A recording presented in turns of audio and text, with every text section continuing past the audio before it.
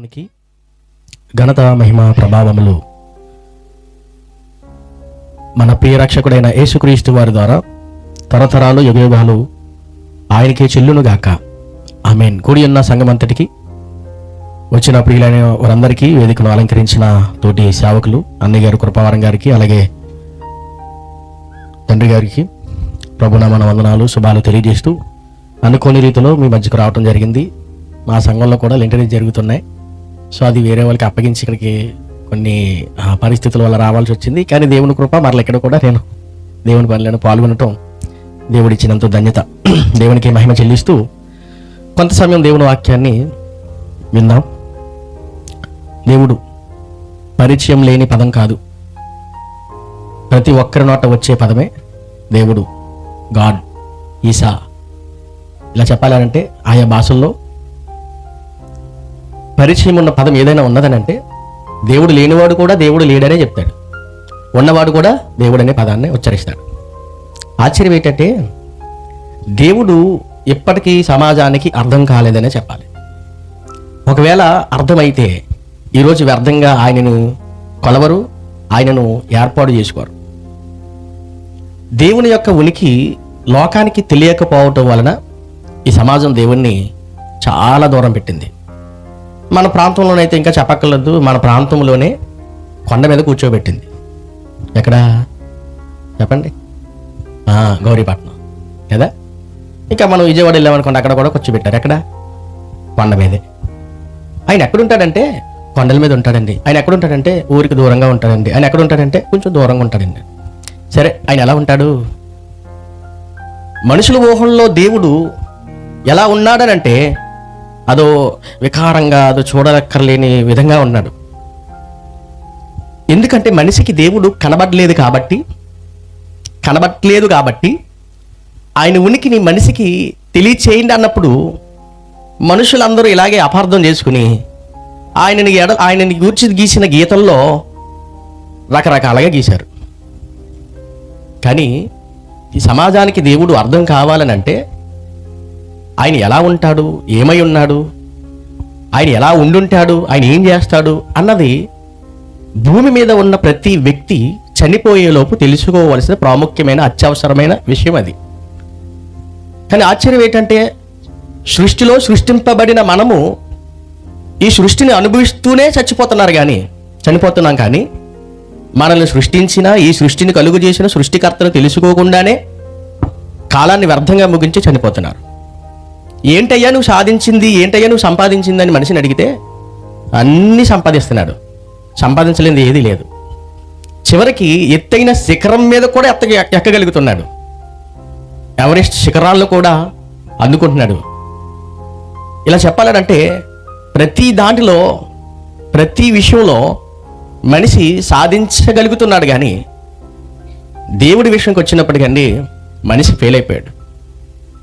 అందుకనే దేవుని ఉనికి లోకానికి అర్థం కాలేదు కాబట్టి ఈరోజు ఇన్ని మొక్కలు చేసేసారు ఆయన్ని. ఎన్ని మొక్కలు అనుకుంటున్నారు? ఎన్ని మొక్కలు చెప్పండి? ముక్కోటి. అన్ని మొక్కలు చేశాం దేవుణ్ణి. ఇంక చెప్పాలంటే నేను ఎప్పుడు చెప్తూ ఉంటాను, ఆఫ్రికా దేవుడు వేరు, యూరోపియన్ దేవుడు వేరు, చైనా దేవుడు వేరు, ఇండియా దేవుడు వేరు, ఇజ్రాయెల్ దేవుడు వేరు. ఇదేంటి ఇన్ని వేరియేషన్స్ ఏంటి దేవుడు అంటే? పైగా ఏ ఒక్కరు నోట వచ్చే పదం దేవుడు ఒక్కడేనండి అని అంటారు. మరి ఒక్కడే దేవుడైతే ఇన్ని రకాలుగా ఎందుకు కనబడాలి? మళ్ళీ దీన్ని కవర్ చేసుకోవడానికి నదులు ఎన్నున్నా కలిసేది ఒక్క సముద్రంలోనే కదా, అలాగే అని కవర్ చేసుకుంటారు. అది ఎలా కుదిరింది? మనమైతే సమర్థించుకున్నాం కానీ దేవుడు సమర్థించాలి కదా. ఆ ఒక్క దేవుడు ఉనికి తెలియచేసిందే బైబిల్. ఈ బైబిల్లో రాయబడకపోతే ఎప్పటికీ దేవుడు ఎలా ఉంటాడో, ఏమై ఉన్నాడో మనుషులకి తెలియకపోదునండి. అందుకని ఒకనాడు పూర్వం దేవుని ఉనికి తెలియనప్పుడు ఎలా ఉంటాడో అని కల్లారా వారికి కనబడినా, ఆయన ఏం చేస్తాడని తెలియచేసుకున్న ఆ ఇజ్రాయిల్ ప్రజలు ఆయన కాస్త కొంతకాలం ఎడమైనప్పటికీ వారు ఆయనకు ఒక రూపం ఇచ్చారు. ఏంటి ఆ రూపము అని అంటే 106వ కీర్తన, బైబిల్ గ్రంథంలో 106వ కీర్తన 19వ వచనం చూడండి. 19వ చరణం. హోరేబులో వారు దూడను చేయించుకుని పోతపోసిన విగ్రహమునకు నమస్కారం చేసిరి. ఎవరండి వీళ్ళు? సాక్షాత్తు ఇజ్రాయేలీల ప్రజలు. ఐగుప్తు దేశం నుంచి విడిపించబడి కానానికి ప్రయాణమై వెళ్తున్న సమయంలో హోరేబు అనగా సీనాయి పర్వతం దగ్గరికి వచ్చినప్పుడు 40 దినాలు కనబడలేనప్పటికీ వీరిని రక్షించిన దేవునికి ఇచ్చిన రూపం ఏంటంటే దూడం చేసుకున్నారంట. నెక్స్ట్ చూడండి, పోతపోసిన విగ్రహమునకు నమస్కారము చేసిరి. తర్వాత మాట, తమ మహిమాస్పదమును గడ్డి మేయు ఎద్దు రూపమునకు మార్చిరి. ఐగుప్తులో గొప్ప కార్యములను, హాము దేశములో ఆశ్చర్యకార్యములను, ఎర్ర సముద్రనద్ద భయము పుట్టించు క్రియలను చేసిన తమ రక్షకుడైన దేవునిని మరిచిపోయి వారు దేవుడికి ఇచ్చిన ప్రతిరూపం ఏంటి? దేవుడిని ఎలా చేసుకున్నారంట? దూడగా. ఇక్కడ రాయబడిన మాట ఏంటంటే గడ్డి మేయు ఎద్దు రూపములో అని రాయబడింది. దేవుని యొక్క మహిమను, దేవుని మహిమను దేనికి ఆపాదించారు? దేనికి ఆపాదించారండి? గడ్డి తినే ఎద్దు అన్నారు. చూడండి, గడ్డి ఎద్దు అంటే ఎద్దు గడ్డి తిందా? బిర్యానీ తింటదంటారా? మరి గడ్డి తినే ఎద్దు అని ఎందుకని రాశాడు చెప్పండి? ఎందుకు రాశాడంటే ఒక గడ్డి తినే ఎద్దులా ఉంటాడని దేవుణ్ణి ఆ రోజు అలా చేసుకున్నారంట. నిజంగా ఒక విషయం గుర్తుపెట్టుకోండి, మనకి పిల్లలు ఉన్నారు, మనకంటూ ఒక హోదా ఉంటుంది, ఒక అధికారం ఉంటుంది కదా. అప్పుడప్పుడు కొన్ని కాలేజీల్లో ఎవరైతే కొంచెం ప్యూర్ ఫ్యామిలీలు ఉంటారో, లేనివారు ఉంటారో, ఆ పిల్లలు కాలేజీలో చదువుకున్నప్పుడు అండి కొంచెం బడాయి చేస్తూ ఉంటారు. అందరూ కాదు, బడాయి చేస్తూ ఉంటే మా నాన్న తెలుసా నీకు, వ్యవసాయం చేస్తాడు, కూలి పనికి వెళ్తాడని చెప్పుకోరు కొంతమంది. మా నాన్న ఎంప్లాయ్ అంటారు. సరే, ఆ ఎంప్లాయ్ వచ్చాడు అనుకోండి చూడడానికి, ఏమని చెప్తారు? మా నాన్న కాదు, మా ఇంట్లో పనోడు అని చెప్తారు. అటువంటి వాళ్ళు కూడా ఉన్నారండి. ఆ విషయం ఒకవేళ తండ్రికి తెలిస్తే, నన్ను తండ్రి కాదని చివరికి నన్ను ఒక పనివాడిగా చేసేసారు నా బిడ్డలు అని తెలిసిందంటే ఎంత బాధపడతాడా తండ్రి? ఆలోచన చేయండి. అలాగే దేవుడిని ఈ సమాజం ఏం చేసిందంటే, ఆ ఇజ్రాయేలీలు ఏం చేశారంటే గడ్డి తినే ఎద్దు రూపంలోకి మార్చేశారు. ఆయన మహిమ, అసలు ఆయన మహిమ గురించి కింద మాట్లాడితే ఏమన్నాడు? ఆయన అంటే ఏం చేశాడంట? గొప్ప కార్యములు, ఆశ్చర్య కార్యములు, ఎర్ర సముద్రం వద్ద భయం పుట్టించి క్రియలు, ఇన్ని చేసింది ఎవరంటే దూడ అన్నారండి. అంటే ఆనాడు వాళ్ళకి అర్థం కాలేదు, పోనీ ఈనాడు మనకు అర్థమైందా? పోనీ అందుకనే దేవుని యొక్క ఉనికి, దేవుని కూర్చుని పూర్తి వివరణ తెలియలేదండి. అందుకని మీరు ఎవరిని కదిపినా, ఎన్ని గ్రంథాలు తిరగేసినా, దేవుడు అనగానే మరలా మన దగ్గరికి వచ్చేసి అంటున్నాడు, మనిషి కూడా దేవుడేనండి అన్నాడు. మనిషి ఎలా దేవుడు అవుతాడు? మనిషి దేవుడు కాలేడు. ఎందుకంటే మనిషిని చేసిన వాడు దేవుడైతే, మనిషిని చేసింది దేవుడైతే, దేవుడిని మనిషి చేయగలడా? ఏమీ లేదండి. నాకు బిడ్డలు ఉన్నారు కదా, వాళ్ళని నేను కనగలను, అంతేనా? వాళ్ళు నన్ను కనగలరా? అంతే కదండి. నేను వాళ్ళని కన్నాను, వాళ్ళు నన్ను ఎందుకు కంటారు? కానీ ఆశ్చర్యం ఏంటంటే మనిషిలా ఉంటాడు దేవుడు అనుకుని మనిషిగా చేసేశారు మరలా. ఇంకా చెప్పాలంటే ఇదిగో ఇది ఎలక్షన్ మూమెంట్ కాబట్టి వస్తాయి అనౌన్స్మెంట్లు వస్తాయి కదా, క్యాన్వాసింగ్, వాటర్ మహాశీలారా అని ముందు అంటారు. ఏమంటారు చెప్పండి? మనం ఏమంటారు? వాటర్ దేవుళ్ళు, ఆ తర్వాత క్వార్టర్ దేవుళ్ళు, అది వేరు కదా. అంటే వాటర్లో కూడా ఓటేసేవాడు కూడా దేవుడే. అంటే ఒక మనిషిని చూసి మేలు చేస్తే, మంచి చేస్తే దేవుడు అని దేవుని మహిమని మనిషికి ఇచ్చేస్తున్నాడు. అసలు దేవుడు ఎవరు? అసలు ఆయన ఏమై ఉంటాడు అనటానికి పూర్తి వివరణ అండి ఈ లోకంలో మనం ఎక్కడ వెతికినా దొరకదు. ఎందుకంటే దేవుడు ఎలా ఉంటాడో, ఏమై ఉంటాడో, ఏమవుతాడో మనిషికి అన్న విషయం సంపూర్తిగా తెలియజేసిన గ్రంథమే బైబిల్. కాబట్టి ఈరోజు సమాజానికి అర్థం కావాల్సిన విషయం ఏంటంటే, బైబిల్ని అంత దూరం పెట్టాడంటే వాడి జీవితాన్ని నాశనం చేసుకున్నట్టే. చాలామందికి దేవుడు అంటే, అందులోనూ ఈ క్రైస్తవం అంటే, అందులోనూ ఈ క్రిస్టియన్స్ అంటే చాలామందికి చులకనగా చూసే అలవాటు ఉంటుంది. ఎందుకంటే పరిస్థితులు అలా ఉన్నాయి. కానీ ఎప్పుడైనా ఒకటి గుర్తుపెట్టుకోండి, మనిషిని చూసి అంచనా వేయకూడదు దేవుణ్ణి, దైవ గ్రంథాన్ని చూసి ఏం చెప్తుందో అని అంచనా వేయగలగాలి. అందుకే ఈరోజు మనిషికి దేవుడు అర్థం కాలేదు కాబట్టి, ఆ రోజు కూడా ఈ రోజు కూడా అర్థం కాలేదు కాబట్టి, దేవుడు ఎలా ఉంటాడని అంటే మనిషిలా మాత్రం ఉండడు. మనిషిలా ఉండడు. మరి ఎలా ఉంటాడు? దేవుడు దేవుడే. కొన్ని దేవుడు ఏమై ఉన్నాడు అది కూడా తెలియదు. ఏమై ఉన్నాడంటే అదిగో ఆ ఇజ్రాయేలీలు చేసుకుని దూడలా ఉన్నాడు అన్నారు. ఇక ప్రజలందరూ ఇదిగో వాటర్లు కూడా దేవుడు అనేశారు. ఇలా అనుకుంటూ వెళ్ళిపోతున్న ఈ సమాజానికి తెలియవలసిన ఒక నిజం ఏంటంటే, దేవుడు ఆత్మ అన్నాడు. చూడండి, దేవుడు ఏంటంట? ఆత్మ. కంటికి కనిపించదు కాబట్టి ఆత్మ, ఆ ఆత్మే దేవుడు.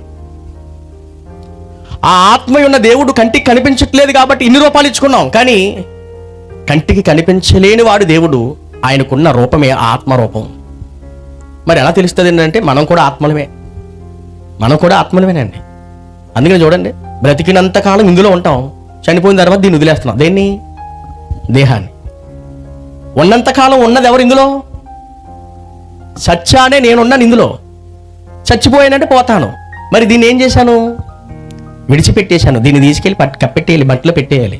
మరి ఇందులో ఉన్నది ఎవరు?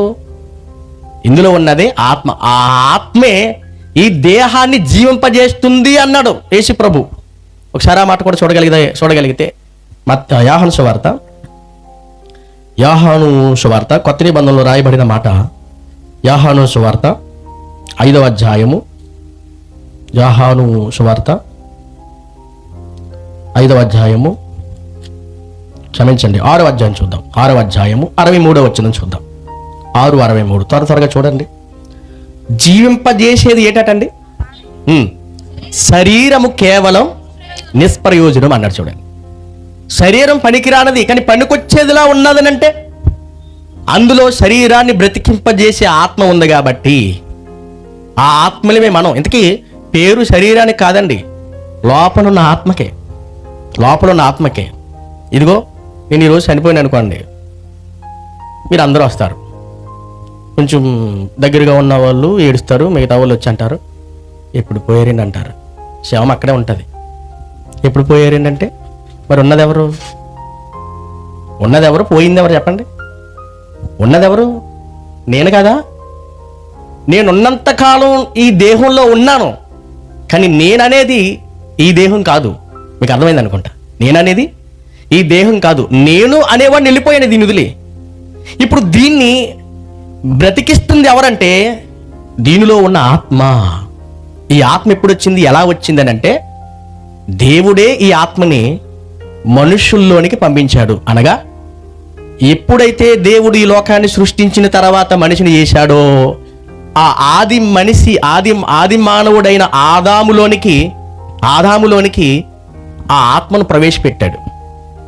అందుకని ఎంత స్పష్టంగా బైబిల్ చెప్తుంది అంటే ఎక్కడా కూడా తప్పు లేకుండా ఉన్నది ఉన్నట్టుగా తెలియచేసే గ్రంథమే బైబిల్. సత్య దేవుని గ్రంథం బైబిల్. ఒక నిజాన్ని నిర్భయంగా చెప్పేది బైబిల్. అందుకని ఎప్పటికీ ఈ బైబిల్కున్న చరిత్ర వేల సంవత్సరాలు. ఎన్నో గ్రంథాలు వచ్చినాయి, కాలగర్భంలో కలిసిపోయినాయి. అవునండి, ఎంతోమంది శాస్త్రవేత్తలు వచ్చారు, అందరూ చనిపోయారు. కానీ బైబిల్కున్న విశిష్టత ఏంటంటే నిజాన్ని నిర్భయంగా చెప్పే సత్యమైనది బైబిల్. అందుకనే దేవుడు ఏం చేశాడో అదే చెప్తున్నాడు బైబిల్ ద్వారా. అందుకని ఆయన చూడండి ఏం చేశాడు అనటానికి, నేల మట్టితో నరుని నిర్మించి వాని నాసికారంధ్రములలో జీవవాయువును ఊదగా నరుడు జీవాత్మ ఆయను అన్నాడు. చూడండి, ఇప్పుడు శవంగా బొమ్మగా ఉన్న శరీరంలో ఆత్మను ప్రవేశపెట్టాడు దేవుడు. ఊదగా అంటే అర్థం ఏంటండి? ఊదగా అంటే ఊదితం లోపల నుంచి వచ్చింది. అనగా ఈ సృష్టినైతే కలుగునుగాకని కలుగు చేశాడు మాటతోటి. మనిషి దగ్గరికి వచ్చినప్పటికీ ఈ దేహాన్ని కూడా చేతులతో చేశాడు ఆయన. కానీ దేహాన్ని బ్రతికించే ఆత్మ ఉందే, ఈ ఆత్మను ఎక్కడి నుంచి పెట్టాడు? తనలో నుంచి పెట్టాడు. అందుకనే నరునిలోనికి ఊదగా అనగా ప్రవేశపెట్టగా అప్పుడు ఈ శరీరం దిగ్గుని లేచి చూడగలిగింది, నడవగలిగింది, మాట్లాడగలుగుతుంది. ఈ ఆత్మ, మనలో ఉన్న ఈ ఆత్మలని ఎక్కడి నుంచి వచ్చినాయి అంటే నీవు నేను అనే మనము ఎక్కడి నుంచి వచ్చామని అంటే సాక్షాత్తు దేవుళ్ళ నుంచి వచ్చాం. ఈ నిజం తెలియక దేవుడిని ఎంత దూరం చేసేసుకున్నామంటే, ఎంత దూరం పెట్టామనంటే దేవుడు అనగానేనండి ఏదో అవసరాలకి, దేవుడు అనగానేనండి ఏదో ఆపద మొక్కులకి అనుకుంటున్నా. కానీ సమాజం ఎప్పటికీ దేవుడు గురించిన పరిపూర్ణమైన వివరణ తెలియకే దేవుడు అనగానే లైట్ తీసుకుంటుందని సమాజం. అర్థం కాలేదు దేవుడి గురించి. అందుకని ఆయన కొండెక్కిచ్చేసింది, ఆయన దూరం పెట్టేసింది. ఇంకా చెప్పాలని అంటే ఆయన తొలిపులేసి బంధించేసింది లోకం. అవునా? ఇంకా ఆశ్చర్యం ఏంటంటే ఆయన నిద్రపిచ్చేస్తున్నారు కూడా. అసలు ఆయన కునుకుతాడా? నిద్రిస్తాడా? పోనీ ఆయన మనిషి ఏంటండి? అందుకని బైబిల్ గ్రంథంలో ఏమంటాడంటే నేను నరుడును కాను, మనుషుల వంటి తలంపు నాకు లేదు, నేను కునుకను అంటే కునుకును నిద్రపోయాడు అప్పుడప్పుడు కునుకుతాడని కాదు. మనకి కునుకుపాట్లు ఉంటాయి. ఈ కునుకుపాటు ఎంత ప్రమాదమో తెలుసా మీకు? ఈ కునుకుపాటు ఎంత ప్రమాదమో తెలుసా? బస్సు నడిపేవాడు కునుకుపాటుకి వెళ్ళాడు అనుకోండి, లోపల ఉన్న వాళ్ళు ఏమవుతారు? ట్రైన్ నడిపేవాడు కూడా కునుకుపాటుకి వెళ్ళాడు అనుకోండి, ఎలా ఉంటుంది? రీసెంట్గా నిన్న మొన్న ఒక వీడియో చూశాను. అది ఎక్కడో కానీ ఫ్లైట్ నడుపుతున్నవాడు 20 నిమిషాలు పడుకున్నాడంట. దాంట్లో 130 మంది ప్యాసింజర్లు ఉన్నారంట. ఏమవ్వలేదంట. చూడండి, అది విచిత్రం. అంటే ఒక్కసారి కునుకాడనంటే మొత్తం ఏమైపోతారు? అందులో ఉన్న వాళ్ళు నశించిపోతారు. అలాగే దేవుడు ఈ సృష్టిని అంతటినీ కలుగు చేయటమే కాదు, ఎప్పటికీ స్టిల్ కదిలిస్తూనే ఉన్నాడు. ఆయన మహా సృష్టికర్త. కాబట్టి ఆయనని మనం ఎలా గుర్తించాలని అంటే, ఆయన సృష్టికర్త, ఆయన క్రియేటర్. అంటే ఆయన సృష్టించాడు. మనం ఆయన సృష్టించలేము. ఆయన మనం సృష్టించలేము. ఒకవేళ ఆప్షన్ వస్తే మనం ఎలా సృష్టించుకున్నాం చెప్పండి? ఇజ్రాయిల్ అయితే దూడగా సృష్టించేశారు ఆయన. ఇంక చెప్పాలంటే సమాజం ఆయన్ని చిన్న చిన్న వాటిలో ఇరికించేసింది, కానీ ఆయన ఈటుల్లో ఇరికిపోయేవాడు కాదు. ఆయన మహాలోకాలు పట్టజాలనంత వాడు. అంత ఆయన ఉనికి అర్థం కాలేదు కాబట్టి ఈరోజు దేవుడిని చాలా చిన్నజూపు చూసింది. ఇంకా ఇంతకీ నేను ఒక విషయం చెప్తానండి. దగ్గరగా ఉన్న వాళ్ళు మనం ఏం చేసుకుంటామనండి? మనం ఏం చేస్తాం అంటే, రిలేషన్స్ ఉంటాయి కదా, బ్లడ్ రిలేషన్స్ కానీ, లేదంటే బంధువులు రిలేషన్స్ ఉంటాయి కదా, వాళ్ళతో ఎక్కువ మనం మూవ్ అవుతూ ఉంటాం కదా. మన ఇంట్లో ఉన్న వాళ్ళు ఎవరు ఉంటారండి? ఇంట్లో ఉన్న వాళ్ళు ఎవరు? తల్లి, తండ్రి, పిల్లలు, అంతేనా? వీళ్ళందరూ ఒక ఇంట్లో ఉంటారు. బంధువులు ఎక్కడ ఉంటారు? ఆ పక్కన ఉంటారు. పలానా ఊర్లో పలానా కొంచెం దూరంగా ఉంటారు. ఇంకా బంధువులు కాని వాళ్ళు అయితే ఇంకా దూరంగా ఉంటారు, అంతేనా? ఇప్పుడు దేవుడిని ఏం చేసిందంటే, నువ్వు మాకేం కాదయ్యా అని చెప్పి దూరం పెట్టింది. అసలు ఆ దేవుడు ఏమవుతాడంటే మనిషికి, ఆ విషయం కూడా బైబిలే చెప్పాలి. మరి ఒకసారి చూద్దారండి. లూకా సువార్త 3వ అధ్యాయం 38వ వచనం. లూకా సువార్త 3వ అధ్యాయం 38వ వచనం. కేనాను ఎనోషుకు, ఎనోషు షేతుకు, షేతు ఆదాముకు, ఆదాము దేవుని కుమారుడు అన్నాడు. చూడండి ఎంత స్పష్టంగా కలిగి చేసిన దేవుడు చెప్తున్నాడు. ఆదాము ఎవరిని కన్నాడు? ఇప్పుడు వెనక నుంచి రండి. ఆదాము ఎవరిని కన్నాడు? Very good. షేతు ఎవరిని కన్నాడు? ఎనోషు ఎవరిని కన్నాడు? ఇప్పుడు వెనక్కి వెళ్దాం. ఎనోషుని కన్నది ఎవరు? కేనాను కన్నది ఎవరు చెప్పండి? ఎనోషుని కన్నది ఎవరు? Very good. షేతుని కన్నది ఎవరు? మరి ఆదాముని కన్నది ఎవరు? అందుకనే ఆదాము దేవునికి కుమారుడు అని సంబోధించింది బైబిల్.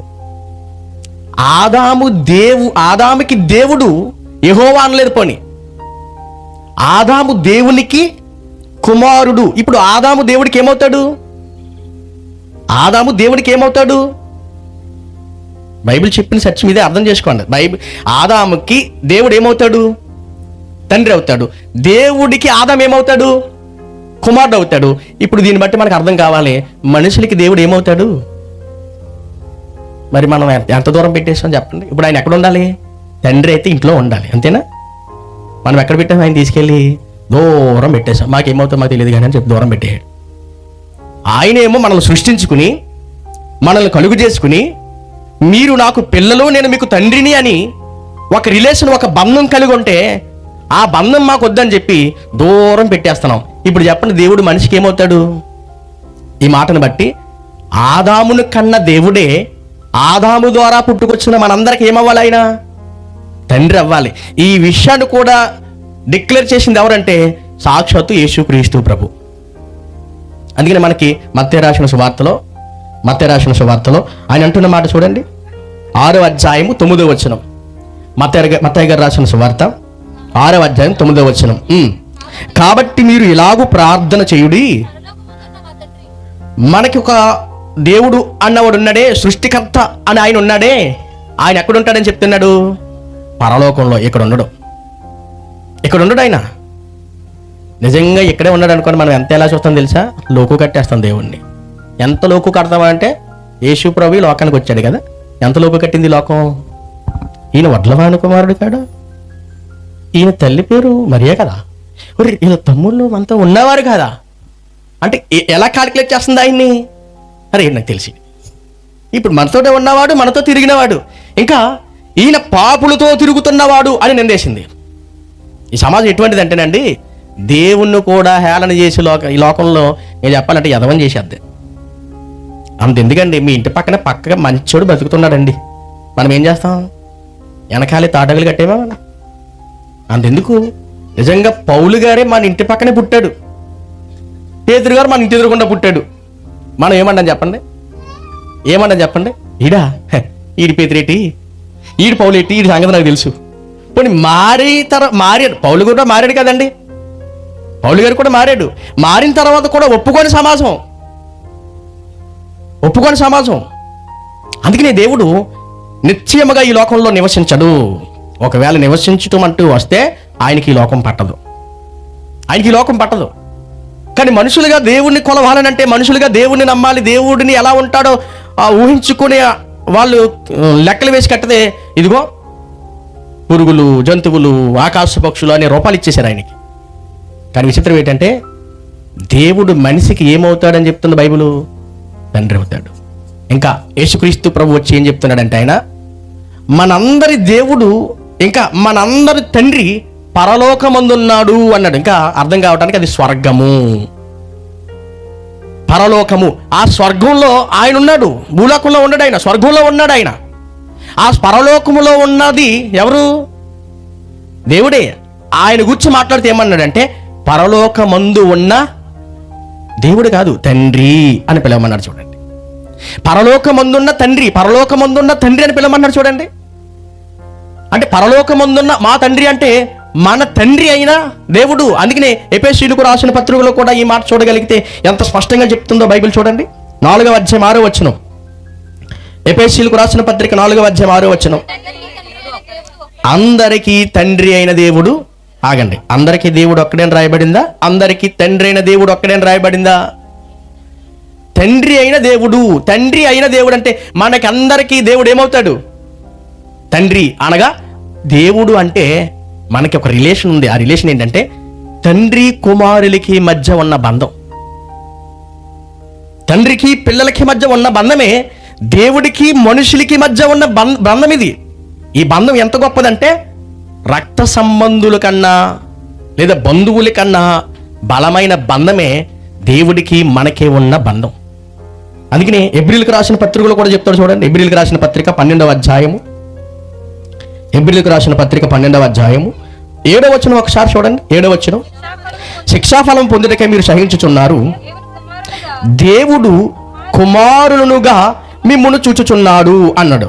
మనల్ని ఎలా చూస్తున్నారంటే దేవుడు, మనం ఎలా చూస్తున్నాం దేవుడిని దేవుడిగానే చూసి దూరం పెట్టాం, తలుపులేసి బంధించాం, ఆయనకు ఒక రూపం ఇచ్చి పక్కన పెట్టాం. ఉదయాన్నే టిఫిన్ పెడతాం. ఎవరికి? హోటల్కి వెళ్తారు కదా మీరు ఎప్పుడైనా, రెస్టారెంట్లకి కాడికి వెళ్ళినప్పుడు చూడండి కదా, ఫస్ట్ గుండా 2 ఇడ్లీ, 2 బజ్జీ, 2 చల్ల బజ్జీలు అన్నీ ఆయనకి పెడతాడు. మరి ఆయన ఏం తింటాడు? ఆయన అంటే ఏమనుకుంది లోకం దేవుడు అంటే మొదటిది ఆయనకు కాదని చెప్పేసి ఆయన కడుతున్నారు. అసలు ఆయనకు మొదటిదంటూ ఇవ్వాలంటే ఎవరు ఇవ్వాలి తెలుసా? మనమే మొదట ఆయనకి. మనల్ని ఆయన ఎలా చూస్తున్నాడంటే కుమారులుగా చూస్తున్నాడు. మనం అందరం దేవుడికి ఏమవుతాం? కుమారులం, కుమార్తెలం. మనం ఎవరమంటే దేవునికి పిల్లలము అన్నాడు. చూడండి, పిల్లలం మనం. ఇప్పుడు దేవుడు మనకి ఏమవుతున్నాడు? తండ్రి. ఇక కిందకు వచ్చినప్పుడు చూడండి ఏమన్నాడు? 9వ వచనం చూద్దాం. 9 చూడండి, మరియు శరీర సంబంధులైన తండ్రులు మనకు శిక్షకులై ఉండిరి అన్నాడు. చూడండి, అవును కదా, మనకి ఈ లోకంలో ఎవరున్నారు? తండ్రి ఉన్నాడా? తండ్రి ఉన్నాడు, తల్లి ఉంది. మీకు ఒక విషయం చెప్తానండి, దేవుని క్రియేషన్లో, దేవుని సృష్టిలో మనందరం పాలివారమే. ఇక్కడ మనకి బ్లడ్ రిలేషన్ పెట్టింది, బంధువుల్ని పెట్టింది ఆ సృష్టికర్తే. నెక్స్ట్ మనకంటూ ఒక ఫ్యామిలీని ఇచ్చింది దేవుడే. ఆ ఫ్యామిలీకి ఎడ్డ నియమించింది, అనగా యజమాని నియమించింది ఆయనే. ఆ యజమాని ఏమని పిలవాలో చెప్పింది ఆయనే. ఆ యజమాని ఏమని పిలవాలి? పిల్లలైతే పిల్లలు ఏమని పిలవాలండి? తండ్రి అని పిలవాలి. అందుకని యేసుప్రభువు అంటాడు, భూలోకంలో మీరు ఎవరికి ఏ పేరు పెట్టొద్దు అన్నాడు? భూలోకంలో మీరు ఎవరికి తండ్రి అని పేరు పెట్టొద్దు అన్నాడు ఆయన. ఎందుకు? మీ తండ్రి ఒక్కడే అని చెప్పాడు ఆయన. తండ్రి అని పేరు పెట్టకూడదంట. తండ్రి అని పిలవచ్చు, కానీ తండ్రి అని పేరు పెట్టకూడదు. ఎందుకంటే మనుషులందరికీ తండ్రి ఉన్నాడు. ఆ ఆత్మల తండ్రి కిందకు వచ్చినప్పుడు చెప్తాడు. చూడండి, కిందకు వచ్చినప్పుడు చెప్తున్నాడు, వారి యందు మనం భయభక్తులు కలిగి ఉంటుంది.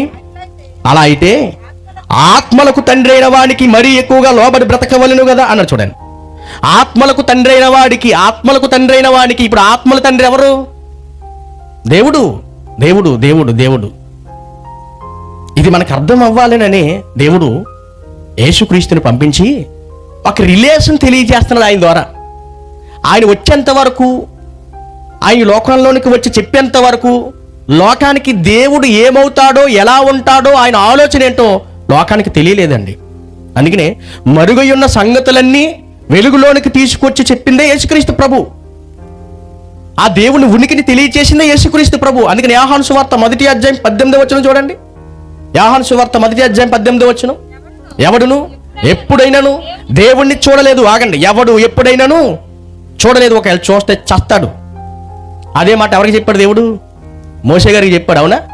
చూస్తే చస్తావని ఆయన చూస్తామన్నాడు. ఇంక చస్తే బ్రతకగలమా చెప్పండి? చూసిన మరుక్షణమే చచ్చిపోతే ఇంక దేవుడి గురించి ఎలా చెప్పగలం మనం? అందుకని ఎవడును ఎప్పుడైనాను దేవుణ్ణి చూడలేదు, తండ్రి రొమ్మున ఉన్న అద్వితీయ కుమారుడే ఆయనను బయలుపరచును అన్నాడు. చూడండి, ఇంతకీ బయలుపరచడం అంటే తెలియచేశాడు. పరలోకమందున్న దేవుడు ఎలా ఉంటాడో, ఏమై ఉన్నాడో, మనుషులకి ఏమై ఉన్నాడో అన్న విషయం ఆయన వచ్చి చెప్పేంత వరకు లోకానికి తెలియలేదండి. ఆ తండ్రి గురించి చెప్పేంత వరకు లోకానికి తెలియలేదు. ఆనాటి సమాజం యేసుక్రీస్తు ప్రభు బ్రతుకున్నప్పుడు ఆయనని సిలువ వేసి చంపేయటానికి మెయిన్ రీజన్ ఏంటంటే ఆయన తండ్రి గురించి చెప్పటమే, అనగా దేవుడి గురించి చెప్పడం. ఆ దేవుడి గురించి కూడా చెప్పడంలో ఏమని చెప్పాడు తెలుసా? ఆయన ఏమని చెప్పాడు తెలుసా? దేవుడు ఎవరో కాదు నాయన, దేవుడు తండ్రి అని చెప్పాడు. ఏంటి? దేవుని దేవుళ్ళ చూడాలి తప్ప దేవుని తండ్రి అని రిలేషన్ పెంచుకోవడం ఏంటి? ఆయనని సిలువకు అప్పగించే విషయంలో దేవదూషణ చేశారన్న నెపంతో ఆయనని అప్పగించేశారు. ఇంతకీ ఆయన దేవదూషణ చేయలేదు. ఎందుకంటే దేవుడు ఉనికి చెప్పాడు. ఆయన యోహాను సువార్త 5వ అధ్యాయం ఇంటికి చదవండి, అక్కడ ఆ ఫైట్ జరుగుతూ ఉంటుంది పరిశీలికి శాస్త్రులకి. కాబట్టి యేసుక్రీస్తు ప్రభు వచ్చేంత వరకు ఈ లోకానికి దేవుడు ఎవరని తెలియలేదు, దేవుడని తెలియలేదు. ఆయన అంతకుముందు చెప్పిన అర్థం చేసుకోలేదు ఆయన్ని. అందుకనే మలాకీ గ్రంథంలో ఒక మాట చెప్తున్నాడు, 2వ అధ్యాయం 10వ వచనం చూడండి. మలాకీ గ్రంథము, మనందరికీ తండ్రి ఒక్కడే కాదా, ఒక్క దేవుడే మనలను సృష్టించలేదా? ఆగన్, ఒక్క దేవుడైనా సృష్టిస్తా? ఆ దేవుడే మనందరికీ తండ్రి కాడా అని ఇజ్రాయేలీలకు వార్నింగ్ ఇస్తున్నాడు. నీకు అర్థం కావట్లేదు దేవుడు అంటే ఏంటో, నీకు అర్థం కావట్లేదు. ఆయన ఇన్ని చేసినా, ఎంత చేసినా ఆయనని ఎంతో దూరం చేసేసుకుంటున్నాం. కానీ ఆయనకి మనకి మధ్య ఉన్న బంధం, తండ్రికి పిల్లలకి మధ్య ఉన్న బంధం అన్న విషయం మనుషులకి తెలియలేదండి. ఎప్పటికీ ఆయన తన చేతులు చాచి మనల్ని పిలుస్తున్నాడు. పిల్లలం కాబట్టి, ఆయన తండ్రి కాబట్టి. అందుకనే పిల్లల కన్నా తల్లిదండ్రులు ఆ పిల్లల్ని ఎంతలా ప్రేమిస్తారండి, ఎంతలా ప్రేమిస్తారు? నడుస్తూ ఉన్న బిడ్డ పడిపోతున్నాడు అనుకోండి, ఎవరు బాధపడతారు? ఫస్ట్ తల్లిదండ్రులే. వారికి ఏదైనా దెబ్బ తగిలినా, వారి జీవితంలో ఏదైనా సరే సమస్య వచ్చినా ముందు బాధపడి ఏడ్చేది ఎవరండి? తల్లిదండ్రులే. కన్న ప్రేమ అటువంటిది. అదేంటి విషయం తెలియదండి. పక్కింటి పిల్లోడు పడిపోయాడు కానీ మనకి ఏడుపు రాదు కదా. కానీ మన బిడ్డ పడిపోయాడు, అమ్మో ఎంతలా ఏడుస్తామని అంటే ఎక్కెక్కి పడి ఏడ్చేస్తాం. ఇంకా చెప్పాలంటే ఆ బిడ్డ కోసం ఇంకా బాధ భరించలేదుగా బాధపడుతూ ఉంటాం. అదే కన్న బంధం అది, అంతేనా?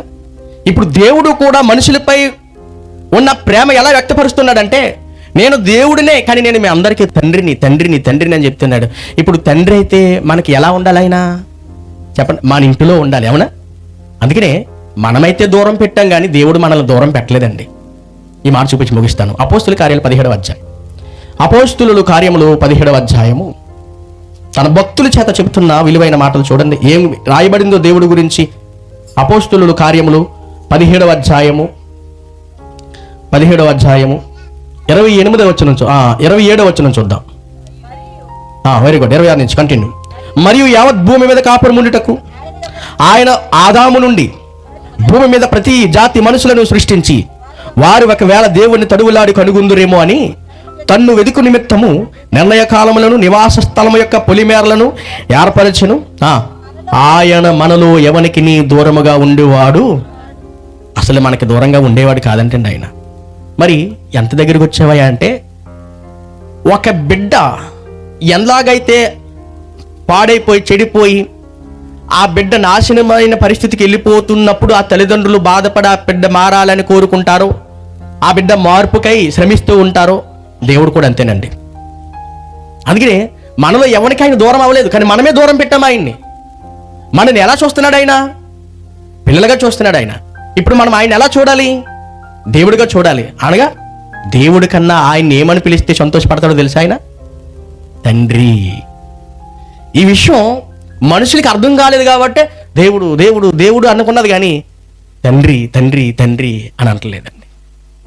అందుకనే పరిశుద్ధాత్మతో నిండుకున్నవాడు ఎవరైనా నాయన, తండ్రి, అబ్బా అని మొరపెడతాడంట. ఇది లోకానికి తెలియలేదు, కానీ తెలుసుకున్నవాడు దేవుణ్ణి ఎలా కొలుస్తాడు? దేవుణ్ణి ఏమని పిలుస్తాడు? దెబ్బ తగిలింది అనుకోండి, ఫస్ట్ ఆఫ్ ఆల్ పిల్లలు ఏమంటారు? వెరీ గుడ్ అమ్మ అంటారు. అంటే అమ్మ గుర్తొస్తుంది చూడండి దెబ్బ తగిలితే. ఇప్పుడు మన జీవితంలో కూడా మనం చూడగలిగితే మనకి ఏ బాధ వచ్చినా, ఇబ్బంది వచ్చినా, ఆటంకం వచ్చినా, శోధన వచ్చినా, ఏదొచ్చినా మనం ఎలా ఫీల్ అవ్వాలి తెలుసా? నాయనా, తండ్రి అనాలి. ఎవరిని? దేవుణ్ణి. అలా కాకుండా దేవుడిని దూరం పెట్టేసాం అనుకోండి, ఆ ముడుపులు ఎట్టుకుని తిరుగుతూ ఉంటాం, ఆ ఏమో ఎక్కడెక్కడ చేయాలనుకుని తిరుగుతూ ఉంటాం, కానీ పని అవ్వదు. దేవుడు మన కోసం వచ్చి మన చేతుల్లో తన మాటలు పెట్టి ఎంత విపులంగా తెలియజేస్తున్నాడు అంటే, ఎంత ప్రేమిస్తున్నాడో మనిషిని చూడండి. చెడిపోతున్న మనల్ని బాగు చేస్తున్నాడు, పాడైపోతున్న మనల్ని సరి చేస్తున్నాడు, నాశనం అయిపోతున్న మనల్ని నాశనానికి వెళ్లకుండా రక్షిస్తున్నాడు. ఇది దేవుని ప్రేమ. ఇంకా చెప్పాలంటే ఇది తండ్రి ప్రేమ. పిల్లలుగా మన పైన ఆయనకున్న ప్రేమ ఎంత గొప్పదంటే, ఈ మాట చెప్పి ముగిస్తాను. ఎఫెసీ పత్రిక 2వ అధ్యాయము, ఎఫెసీయులకు రాసిన పత్రిక 2వ అధ్యాయము. అంటే మనుషులుగా మనపై ఉన్న మన తండ్రికి ప్రేమ ఎంత ఉందో చూడండి. 4వ వచనం, 2వ అధ్యాయం 4వ వచనం. అయినను తండ్రి మన దేవుడు కరుణా సంపన్నుడై ఉండి ఆయన పిల్లలమైన మనము మన అపరాధముల చేతను చచ్చిన వారమై ఉండినప్పుడు సహితము మన ఎడల చూపిన తన మహాప్రేమ అన్నాడు చూడండి. మన ఎడల చూపిన తన మహాప్రేమ చేత మనలను క్రీస్తుతో కూడా బ్రతికించెను. కృప చేతనే మీరు మనందరికీ రక్షణ ఇవ్వటానికి ఆయన చూపింది ఏంటంటే, మనపై చూపింది ఏంటి? కృప. ఇంకా చెప్పాలంటే మహాప్రేమ. మహాప్రేమ. ప్రేమకి ఇంకా ఎక్కువ అవుతుంది. దాని ఏంటంటే మహాప్రేమ. మీకు చెప్తాను, ఎంత ప్రేమ ఉంది ఏంటి మీ తల్లిదండ్రుల మీద అన్నాను అనుకోండి, ఏమంటారు? ఎలా కొలుస్తారు? ఇంకా నీకు ఎవరంటే ఇష్టం అన్నారు అనుకోండి పిల్లల్ని, మా అమ్మ అంటే నాకు చాలా ఇష్టం. ఎంత ఇష్టం? ఎంత ఇష్టం చెప్పండి. వారికి తెలియదు కదా లెక్కలో. ఎంత ఎంత ఎంత ఎంత అంటారు వాళ్ళు? ఎంత అని చేతులు ఎలా చేసి ఏమంటారు? ఎంత ఇష్టం అంటారు. అంతేనా? ఇంత ఇష్టమని అంటే లెక్క పెట్టలేనంత, చెప్పలేనంత దేవుడు కూడా మన గురించి అంటున్నాడు మహాప్రేమ చేత. మహాప్రేమ అంటే అర్థం ఏంటండి? వల్లబాలిని ప్రేమ అండి మనం అంటే దేవుడికి. ఎందుకనుకున్నారు? ఆయన పిల్లలం కాబట్టి, ఆయన మనకి తండ్రి కాబట్టి. ఇది అర్థమైతే ఆయనకి, దేవునికి, తండ్రికి మనకున్న బంధమే దేవునికి మనకి మధ్య ఉన్న బంధం అని ఏ ఒక్కరైనా గమనిస్తారు. అప్పుడు దూడలోను చూడరు, ఎద్దులోను చూడరు, మరి దేంట్లోనూ చూడరు. దేవుడిని దేవుడిగా కొలుస్తాం, దేవుడిని తండ్రిగా భావిస్తాం, పిల్లలుగా మనకున్న బాధలన్నీ పంచుకుంటాం. ఆ విషయాలు చెప్పడానికే యేసుక్రీస్తు ప్రభు వచ్చాడు. ఆ మాటలే బైబిల్ గ్రంథంలో రాయబడింది. కాబట్టి ఈ సత్యము గ్రహిస్తే దేవుడు ఎవరు అర్థమవుద్ది, లేకపోతే సమాజానికి దేవుడు అర్థం కాలేదు. కాబట్టి ఈ మాటలన్నీ మన హృదయంలో ఫలింప చేయాలని మనస్ఫూర్తిగా కోరుకుంటూ, నాకు ఇచ్చిన అవకాశాన్ని బట్టి సేవకులకి వందనాలు తెలియజేస్తూ నా మాటలు ముగిస్తున్నాను. అందరికీ